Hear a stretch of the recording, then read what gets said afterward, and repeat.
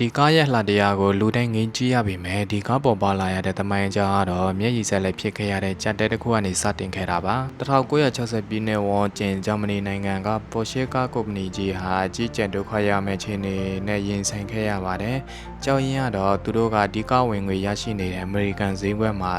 အမေရိကန်ဆိုရကမိုးဖွင့်ကားတွေကိုတင်မင်းတမန်ကားတွေဖြစ်သတ်မှတ်ပြီးတော့နိုင်ငံထဲမှာလောကမရောင်းရဘူးဆိုတဲ့ဥပဒေတစ်ခုကိုပြဋ္ဌာန်းဖို့ပြင်ဆင်ခဲ့လို့ပါပဲအဲ့ဒီခေတ်တော့မိုးဖွင့်ကားတွေဟာမိုးသားပြော့တွေဖြစ်လို့ကားအက်ဆီဒန့်ဖြစ်တဲ့ခြေဆိုလို့ရှိရင်လူထိခိုက်သေဆုံးမှုအလွန်ပဲများပြားခဲ့ပါတယ်နိုင်ဝမ်မှာအမိုးဖွင့်ကားတွေကိုရောင်းချပြီးအမေရိကန်ဒေါ်လာတွေသိကျိုးရှာဖွေမဲ့ပေါ်ရှေရဲ့အိမ်မက်တွေဟာလမ်းမစတင်ခင်မှာတင်ပစ္စည်းလူနီးပါးဖြစ်ခဲ့ရပါတယ်ဒါပေမဲ့ဂျာမန်အင်ဂျင်နီယာတွေဟာလက်မလျှော့ခဲ့ပါဘူးအစိုးရကဘေးမင်းကင်းလို့ပိတ်မလားဒါဆိုရင်ကဘာမှာအန်ဒီအကိစ္စမိုးဖွင့်ကားကိုငါတို့ထုတ်ပြမယ်ဆိုပြီးတော့စေခွာလိုက်ပါတယ်ဒီလိုနဲ့သူတို့ဟာကားရဲ့အလဲရင်မောင်းရဲ့နောက်ကျောတက်တဲ့မှာသာမန်နီးနဲ့ပြုတ်လို့ထားတဲ့အလွန်ခိုက်ခါတဲ့အခိုင်အကွေးကြီးတစ်ခုကိုတက်ဆင်လိုက်ပါတယ်အဲ့ဒါကတော့အချုပ်တန်းလို့ခေါ်တဲ့ရိုဘာပဲဖြစ်ပါတယ်အဲ့ဒီချုပ်တန်းကြီးကြောင့်ကားမောင်းရင်တောင်မြေကြီးနဲ့ကောင်းကောင်းပိုင်းကိုမထိပဲလူကိုဘေးကင်းရာကောက်ွယ်ပေးနိုင်ခဲ့ပါတယ်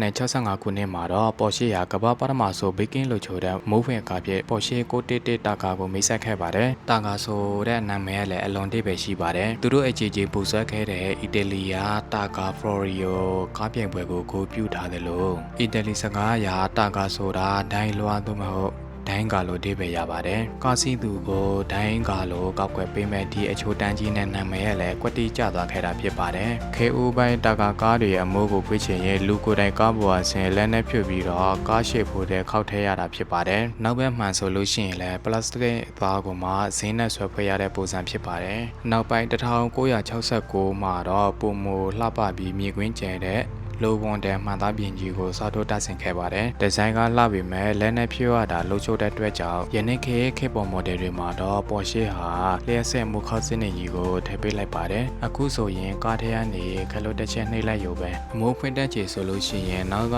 မှန်သားပြင်ကြီးတစ်ခုလိုကလေထဲကိုကြွတ်တက်သွားပြီးတော့ခေါမိုးသားလေးတွေကခုနသမိုင်းဝင်တဲ့လိုပါကြီးရဲ့အပေါ်ကိုကျော်ပြီးတော့ဒီမှန်ကြီးရဲ့အောက်ကိုရှော့ကနေဝင်သွားတာကိုတွေ့ရမှာဖြစ်ပါတယ်။လွန်ခဲ့တဲ့နှစ်ပေါင်း60နီးပါးကအမေရိကန်ဥပဒေရဲ့ပိတ်ဆို့မှုကိုကြော်လွှားဖို့ကြံစရင်ကနေမဖြစ်မနေထည့်ခဲ့ရတဲ့လိုဘာဟာဒီနေ့အချိန်မှာတော့ကမ္ဘာအလှဆိုစွမ်းဆောင်ရည်မြင့်ဆုံးနဲ့လူသည့်အများဆုံးပေါ်ရှိရဲ့ခင်မယိုးနိုင်တဲ့သင်္ကေတတစ်ခုပြည့်ကမ္ဘာကားသမိုင်းမှာနေရာယူထားနိုင်ခဲ့ပြီပဲဖြစ်ပါတယ်